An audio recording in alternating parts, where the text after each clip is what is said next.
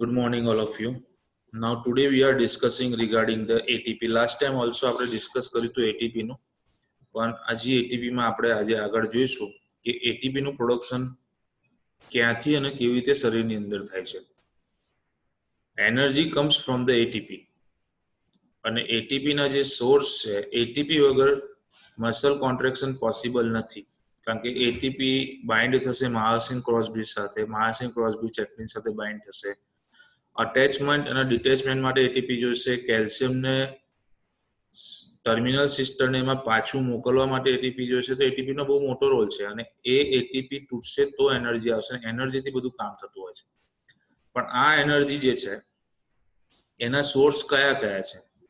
તો I am sharing the screen. Now we will C.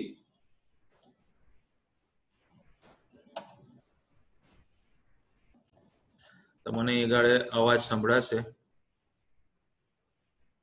Muscle metabolism આપણે થોડુંક ચાલેલું અહીંયા. સોર્સિસ એટીપી વિશે જોઈ ગયા હતા આપણે, અને અહીંયા આગળ આવ્યા હતા આપણે ઓવરવ્યૂ ઓફ એટીપી સિન્થેસિસ. એના 3 સોર્સ છે. એક તો હાઇડ્રોલિસિસ ઓફ ક્રિએટિન ફોસ્ફેટ, બીજું ગ્લાયકોલિસિસ અને ક્રેબ્સ સાયકલ. તો ક્રિએટિન ફોસ્ફેટ વિશે પતી ગયું હતું. હવે આપણું આવશે ગ્લાયકોલિસિસ વિશે. So let us start with another source of ATP formation. Let us listen.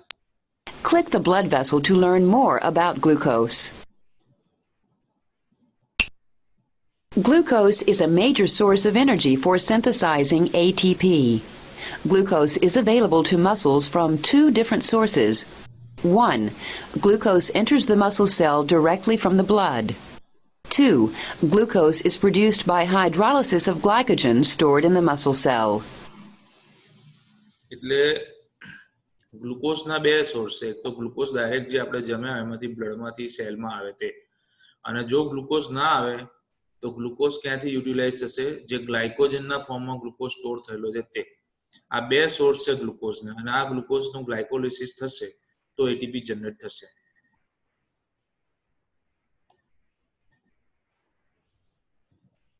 Glucose is broken down in a process called glycolysis. The end products of glycolysis include 2 ATP molecules and pyruvic acid. Glycolysis થશે તો 2 ATP ના molecule બનશે અને pyruvic acid બનશે. Pyruvic acid can follow one of 2 metabolic pathways.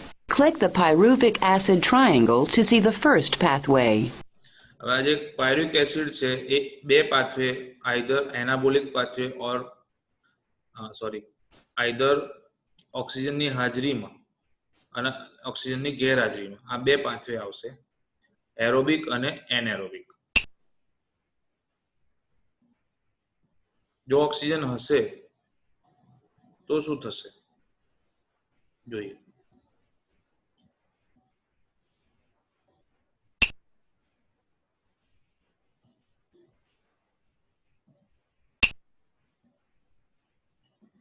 In the absence of oxygen, pyruvic acid is converted into lactic acid. Lactic acid is the end product of the anaerobic pathway. During continued anaerobic conditions, excess lactic acid builds up rapidly, bringing about muscle fatigue. To avoid muscle fatigue, oxygen is needed. જો 2 pathway છે, એક એનાએરોબિક pathway અને એક aerobic pathway. ઓક્સિજનની હાજરી નહીં હોય તો આ pyruvic acid without oxygen lactic એસિડમાં ડાયરેક્ટ કન્વર્ટ થઈ જશે. You can see here pyruvic acid is converted into the lactic acid. So in the absence of oxygen, pyruvic acid is converted into the lactic acid. Lactic acid is the end product of the anaerobic pathway. Oxygen ના મળે તો એનું and product કયું છે? Lactic acid. અને lactic acid જેટલું વધારે જમા થશે મસલમાં, સેલમાં, તો એક bringing about the fatigue. It brings about the નીચે લાઈનમાં લખ્યું છે excess lactic acid builds up rapidly bringing about the muscle fatigue. એટલે મસલ થાકી જશે, એટલે થાક લાગશે વ્યક્તિને. ઓક્સિજનનો જેટલો સપ્લાય વધારે હશે એટલો થાક ઓછો લાગશે. જો તમે થાકી ગયા હો તો કોઈક જગ્યાએ ઘાસ ઉગ્યું હોય, લોન ઉગેલી હોય, એમાં તમે લાંબા થઈને સુઈ જાઓ ને તો ઘાસના અંદરથી જે ઓક્સિજનના મોલેક્યુલ નીકળતા હોય ને, કારણ કે પ્લાન્ટ જે છે એની અંદર જે રેસ્પિરેશન થાય તો એ ઓક્સિજન બહાર છોડશે. તો એ ઓક્સિજન સ્કિનમાંથી તમારા મસલ્સમાં અને શરીરમાં બધી જગ્યાએ દાખલ થશે આરામ સુઈ જવાથી. અને જેટલો ઓક્સિજન અંદર જશે એ પાયરુવિક એસિડ પાછો જે છે એક લેક્ટિક એસિડ પાછો પાયરુવિક એસિડમાં કન્વર્ટ થઈ જશે in the presence of oxygen. અને પછી ઓક્સિજનની હાજરીમાં પાયરુવિક એસિડ એસિટાઇલ કોએન્ઝાઇમ એમાં કન્વર્ટ થશે અને એસિટાઇલ કોએન્ઝાઇમ એ જે છે માઇટોકોન્ડ્રિયાની અંદર જશે અને ક્રેબ સાયકલ ચાલશે અને પછી એટીપી જનરેટ થશે. એટલે અડધો કલાક સુઈ ગયા પછી કે હા મને થાક ઉતરી ગયો, હવે થાક લાગતો નથી. એનું રીઝન એટલું જ છે ઓક્સિજન. એટલા માટે આપણે જ્યારે રાત્રે સુઈ જઈએ તો આપણા જે બારી બારણા છે એ ખુલ્લા રાખવાના, માથે મોડે ઓળીને નહીં સુવાનું.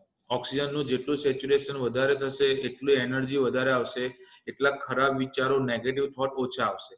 જેટલું બ્રેનને વધારે ઓક્સિજન મળશે એટલી એનર્જી. જો ગામડાની અંદર લોકો ખુલ્લામાં પડી રહેતા હોય છે, કશું ઓળતા બી નહીં ને એકદમ ખાટલામાં સુઈ ગયા, ખુલ્લામાં આરામથી સુઈ ગયા હોય, એ લોકોને ના કોઈ વસ્તુનો ડર લાગતો હોય અને એટલી બધી એનર્જી હોય એ લોકોની અંદર કે આરામથી બધી વર્ક જે છે એ દોડાદોડી કરીને કરી શકતા હોય, ભલે શરીરથી એકદમ પતલા દેખાતા હોય.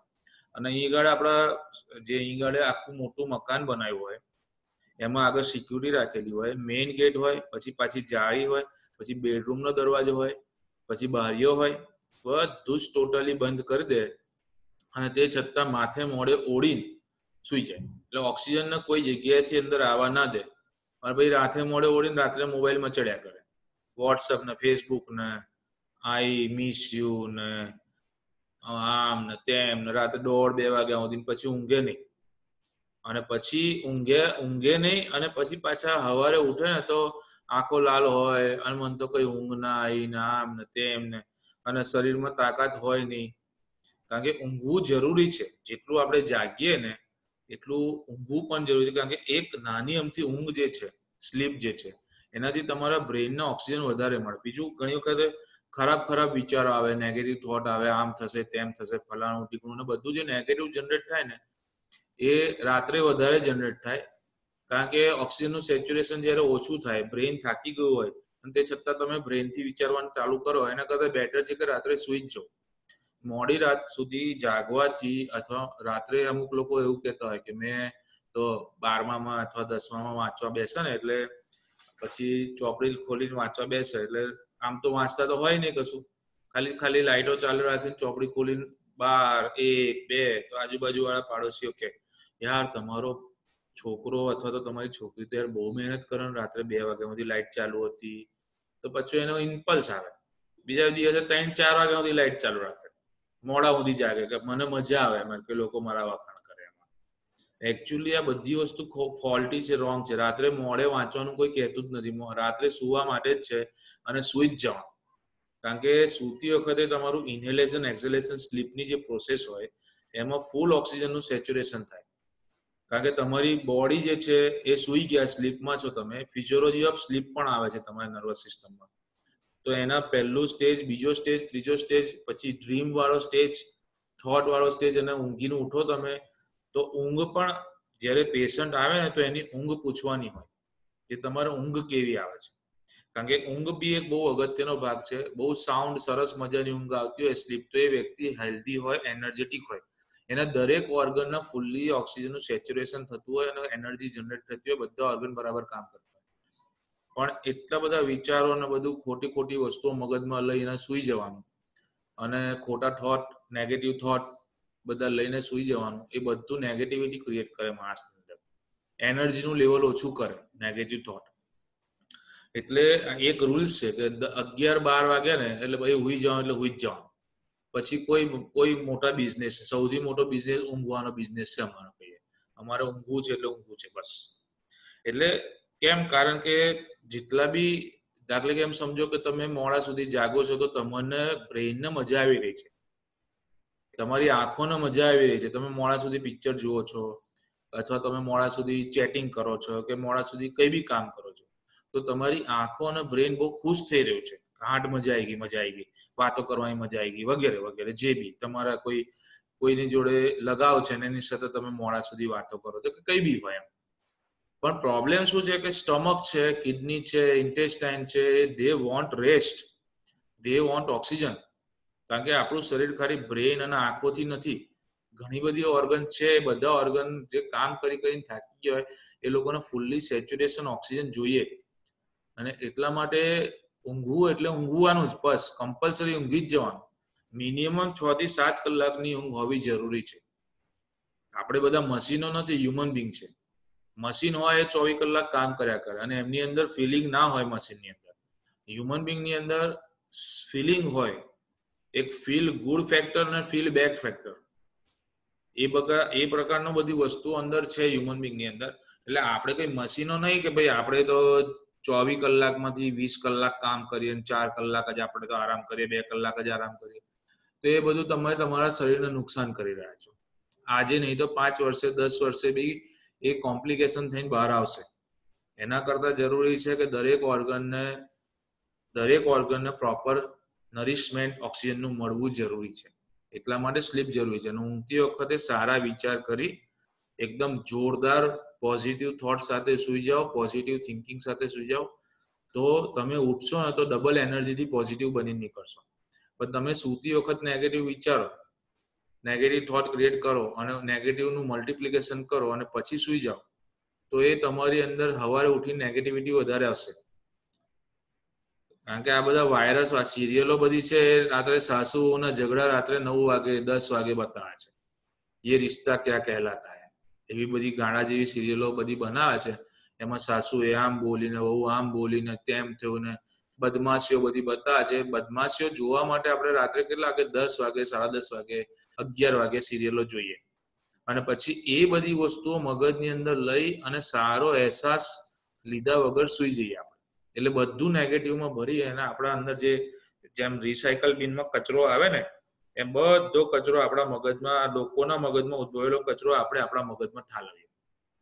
કૃષ્ણ ભગવાન શું કહેતા હતા કે અધુરમ મધુરમ મધુરાષ્ટકમ છે. બધી વસ્તુ મધુર મધુર જુઓ, સારી એનર્જી તમે ગ્રાસ્પિંગ કરો. દરેક પ્રોડક્ટ, દરેક પદાર્થ છે એમાં એનર્જી છે.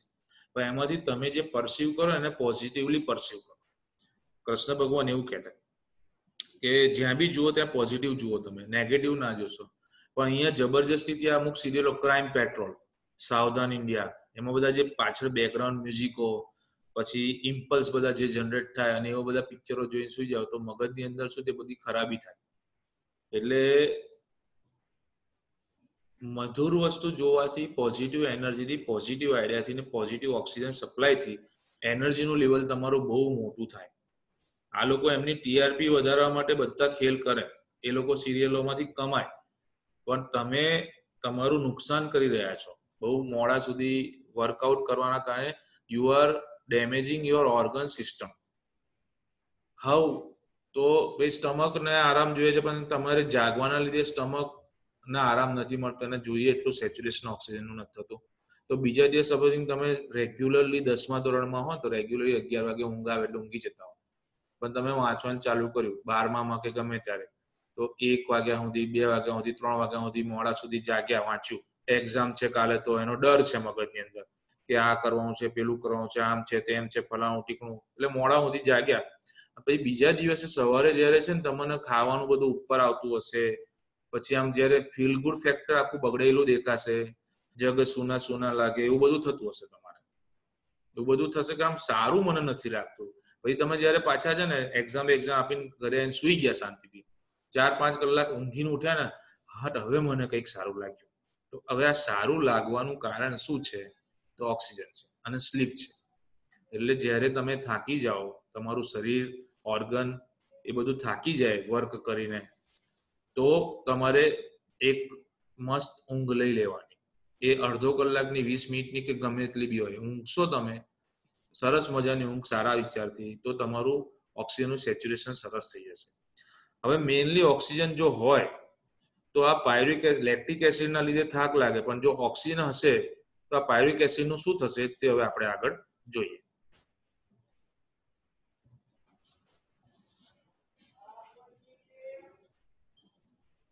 Oxygen is available to muscle cells from 2 different sources. 1. Oxygen enters the muscle cell directly from the blood. 2. Oxygen is stored in myoglobin, an oxygen-binding protein that is abundant in certain types of muscle cells. To see the aerobic pathway that takes place when oxygen is present, click the Krebs cycle and oxidative phosphorylation box.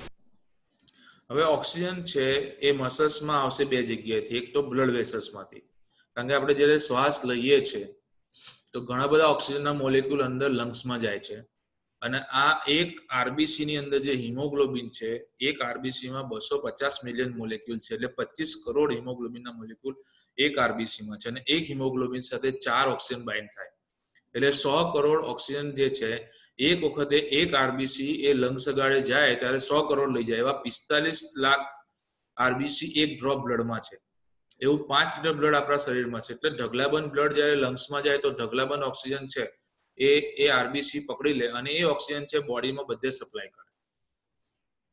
હવે supposing લંગ્સમાં કોઈ problem થઈ ગયો અને oxygen જ અંદર જતો, જે અત્યારે મેઇન ચાલી રહ્યો છે કોરોના વાયરસ, જેમાં મેઇન આખું લંગ્સ જે છે એને બ્રોન્કાઇટિસ થાય છે, બ્રોન્ક્યોલાઇટિસ થાય છે, એલ્યુલાઇટિસ થાય છે, ઇન્ફ્લામેશન થાય છે, પછી એને ન્યુમોનિયા થાય છે, આખું લંગ્સનો જે રેસ્પિરેટરી પાથવે છે, trachea, right and left bronchus, primary bronchus, secondary bronchus, tertiary bronchus, bronchiole અને પછી એલ્યુલસ, એ આખા પાથવેમાં ઇન્ફ્લામેશન, સોજો આવવાના કારણે, ન્યુમોનિયા થવાના કારણે અંદર ઓક્સિજન જતો નથી, અને ઓક્સિજન નહીં જવાના કારણે શું થાય છે કે ઓક્સિજનનું સેચ્યુરેશન જે બ્લડમાં હોવું જોઈએ, એનું જે SpO2 એને કહેવાય, એ SpO2 99, 98, 99 જનરલી બધાનું હોય બ્લડની અંદર સેચ્યુરેશન જે ઓક્સિજનનું છે. તો અત્યારે કોઈ કોરોના વાળો પેશન્ટ હોય અને એને હોસ્પિટલમાં લઈ જવામાં આવે અને એને શ્વાસમાં તકલીફ પડતી હોય કે બધી શરીરમાં તાવ આવી ગયો છે અને અશક્તિ આવી ગઈ છે, તો એનું રીઝન એમાં શું છે, ડોક્ટર ખાલી SpO2 નું જે પલ્સ ઓક્સીમીટર આવે છે એક મશીન, એ આંગળી પર લગાવે તો એમાં પલ્સ અને partial pressure of oxygen in the blood SpO2 એ દેખાય. તો ઘણા કોરોના પેશન્ટનું ડિટેક્શન કેવી રીતે થયું છે કે એમનું SpO2 છે ને 50 થઈ જતું હોય છે, 50, 40, આમ એકચ્યુઅલી કેટલું હોવું જોઈએ, 99 હોવું જોઈએ, પણ 50 થઈ જાય, 40 થઈ જાય, એનો મતલબ કે ઓક્સિજન બ્લડમાં ઓછો જઈ રહ્યો છે. ઓક્સિજન બ્લડમાં ઓછો કેમ જઈ રહ્યો છે કે રેસ્પિરેટરી સિસ્ટમમાં પ્રોબ્લેમ છે, કારણ કે ઇન્હેલેશન આપણે રેસ્પિરેટરી સિસ્ટમ દ્વારા કરીએ તો ઓક્સિજનનું સેચ્યુરેશન હોય તો આખા બોડીને પ્રોબ્લેમ ક્રિએટ થાય, એટલે ઓક્સિજન પહોંચવો જરૂરી છે. તો ઓક્સિજન એક તો લંગ્સમાંથી બ્લડ થ્રુ આવશે, આરબીસી સપ્લાય કરશે, હિમોગ્લોબિન સપ્લાય, બીજો જે છે એ મસલ્સની અંદર માયોગ્લોબિન નામનું પ્રોટીન છે, એની અંદર ઓક્સિજન બાઇન્ડ થયેલો હોય છે. આ બે જગ્યાએથી ઓક્સિજન જે છે એને મળશે, એટલે ઓક્સિજનની હાજરીમાં પાયરુવિક એસિડ જે છે એ એસિટાઇલ કો એન્ઝાઇમ A માં કન્વર્ટ થશે. Let S C. When oxygen is present, the aerobic pathway will proceed, that is, the Krebs cycle and oxidative phosphorylation. Pyruvic acid is converted into acetyl-CoA, which enters the Krebs cycle in a mitochondrion. Energy is transferred to ATP in the process of oxidative phosphorylation. The end products of the aerobic pathway are carbon dioxide, water, and 36 molecules of ATP per molecule of glucose. હવે pyruvic acid છે, જો ઓક્સિજનની હાજરી હશે તો pyruvic acid એ acetyl કો enzyme A માં convert થશે, એસિટાઇલ કોએ. તો આ એસિટાઇલ કોએ એક એવું મોલેક્યુલ છે કે જે માઇટોકોન્ડ્રિયાની અંદર જઈ શકે છે, પાયરુવિક એસિડ ડાયરેક્ટ જઈ શકતું નથી, એટલે પાયરુવિક એસિડને એસિટાઇલ કો એન્ઝાઇમ એમાં કન્વર્ટ થવું પડે, પણ ઓક્સિજનની હાજરી હોય તો જ. તો ઓક્સિજનની હાજરીમાં એસિટાઇલ કો એન્ઝાઇમ જેવું માઇટોકોન્ડ્રિયામાં જશે તો માઇટોકોન્ડ્રિયા અંદર જે ક્રિસ્ટી છે બધી, એની અંદર જે બધા એન્ઝાઇમ છે, activation of one enzyme will activate and they will do this process, એને કહીએ છીએ આપણે crabs cycle, citric acid cycle અથવા તો ક્રેબ્સ સાયકલ અથવા TCA સાયકલ. એન્ડ ઓક્સિડેટિવ ફોસ્ફોરાઇલેશન, અને એના એન્ડ પ્રોડક્ટની અંદર શું જનરેટ થશે, એક તો 36 મોલેક્યુલ, એક ગ્લુકોઝનો મોલેક્યુલમાંથી પાયરુવિક એસિડ બન્યું હશે તો 36 મોલેક્યુલ ઓફ ATP જનરેટ થશે. 36 મોલેક્યુલ ATP વેસ્ટ મટીરિયલ તરીકે જનરેટ થશે કાર્બન ડાયોક્સાઇડ, અને બીજું જનરેટ થશે H2O. આ ત્રણ વસ્તુ છે એ જનરેટ થશે, અને આ જે 36 મોલેક્યુલ ઓફ ATP જે જનરેટ થાય એક, તો એ ATP જ્યારે તૂટશે તો એનર્જી જનરેટ થશે. Let S C. The total energy harvest from glycolysis, the Krebs cycle, and oxidative phosphorylation is 38 ATP molecules for each glucose molecule metabolized. 36 molecule crab cycle થી ને 2 molecule direct glycolysis થી generate થાય. Total 38 molecule છે એ ATP ના generate થશે. હવે આગળ જુઓ. Although not shown here, the metabolism of lipids and proteins can also be used to synthesize ATP. અહીંયા બતાવ્યું નથી પણ લિપિડ અને પ્રોટીનમાં પણ આ રીતે એનર્જી જનરેટ થશે. આપણે ગ્લુકોઝનું જ ખાલી જોયું એ રીતે લિપિડ અને પ્રોટીન, કારણ કે 3 મેઇન ઘટક છે, કાર્બોહાઈડ્રેટ, પ્રોટીન અને લિપિડ. તો અહીંયા કાર્બોહાઈડ્રેટનું એન્ડ પ્રોડક્ટ ગ્લુકોઝ અને એનું લાઇસિસ કર્યું અને એનર્જી જનરેટ કરી. પણ જ્યારે ગ્લુકોઝ સોર્સ ના વપરાય ત્યારે પ્રોટીનનો સોર્સ યુઝ કરે અને ફેટનો પણ સોર્સ યુઝ કરે એનર્જી જનરેટ કરવા માટે, જે અહીંયા બતાવેલું નથી. આ રીતે મોલેક્યુલ એટીપી જનરેટ કરે. The immediate source of energy for synthesizing ATP comes from creatine phosphate. The second source of energy for ATP synthesis comes from glycogen and glucose during the process called glycolysis. The end products of glycolysis are 2 ATP molecules and pyruvic acid. If oxygen is not available, pyruvic acid is converted to lactic acid in the anaerobic pathway. In the presence of oxygen, the aerobic pathway takes place. Pyruvic acid is converted into acetyl-CoA, which enters the Krebs cycle. In oxidative phosphorylation, energy is transferred to ATP. The aerobic pathway yields the greatest amount of ATP, 36 molecules of ATP per molecule of glucose. Byproducts of the aerobic process include water and carbon dioxide. Recall that ATP is used by the muscle cell for the power stroke of the myosin cross bridge, for disconnecting the cross bridge from the binding site on actin, and for transporting calcium ions back into the sarcoplasmic reticulum. The mechanisms that produce ATP can be compared to a cellular factory. To see animations of these processes, click the ATP Factory Tour button. To skip the tour, click the Factory Bypass button. હવે જો આખું આપણું revision છે અહીં ગાડે કે 3 source છે ATP બનવાના. એક છે હાઇડ્રોલિસિસ ઓફ ક્રિએટિન ફોસ્ફેટ, જેનાથી ઓછા એટીપી બનશે, બહુ બધા નહીં બને. તો બીજો સોર્સ ચાલુ થશે ગ્લાયકોલિસિસ, એનાથી 2 જ મોલેક્યુલ બનશે. ગ્લુકોઝનું લાઇસિસ, ગ્લુકોઝ ગ્લાયકોલિસિસ માટે ગ્લુકોઝ બ્લડમાંથી આવશે અને ગ્લાયકોજનમાંથી આવશે. અને ગ્લુકોઝ છે એમાંથી 2 એટીપી અને પાયરુવિક એસિડ બનશે. પાયરુવિક એસિડ ઓક્સિજનની ગેરહાજરીમાં લેક્ટિક એસિડ બનાવશે, એનારોબિક પાથવેને ફટીક થઈ જશે. પણ જો ઓક્સિજનને મળશે તો એ પાયરુવિક એસિડ એસિટાઇલ કોએન્ઝાઇમમાં કન્વર્ટ થશે. એસિટાઇલ કોએન્ઝાઇમ માઇટોકોન્ડ્રિયામાં જઈને ક્રેબ સાયકલ ચલાવશે. ક્રેબ સાયકલના અંતે 36 મોલેક્યુલ ઓફ એટીપી જનરેટ થશે, CO2 અને H2O જનરેટ થશે. આ ઓક્સિજન જે છે 2 જગ્યાએથી આવશે, એક તો બ્લડ વેસલ્સમાંથી આવશે અને માયોગ્લોબિનમાંથી આવશે. તો એનર્જી એટીપી ની જરૂર ક્યાં ક્યાં પડશે? એક તો પાવર સ્ટ્રોક માટે, ડિસ્કનેક્ટિંગ ધ ક્રોસ બ્રિજ માટે અને transporting the calcium ion back to the terminal cisternae માટે. તો આ એક છે. આની આ જ વસ્તુ જે છે કે એનિમેશનમાં જોવાની છે, પણ હવે આપણને ટાઈમ પરમિટ નથી કરતો. ખાલી 1.33 સેકન્ડ બાકી છે, એટલે આઈ એમ સ્ટોપ ધ શેરિંગ. તમારે કોઈને કોઈ ક્વેરી, ક્વેશ્ચન, ડાઉટ, શંકા હોય આના રિલેટેડ તો યુ કેન ટેલ મી, મને કહી શકો છો તમે. કોઈ બી ક્વેશ્ચન હોય તમને, આમાં કોઈ વસ્તુ સમજ ના પડી હોય તો તમે ડાયરેક્ટ તમારું માઇક ઓન કરીને મને કહો question, I will give the answer. આપણી પાસે 1.13 સેકન્ડનો ટાઈમ છે. કોઈને કોઈ ક્વેશ્ચન હોય તો પૂછો.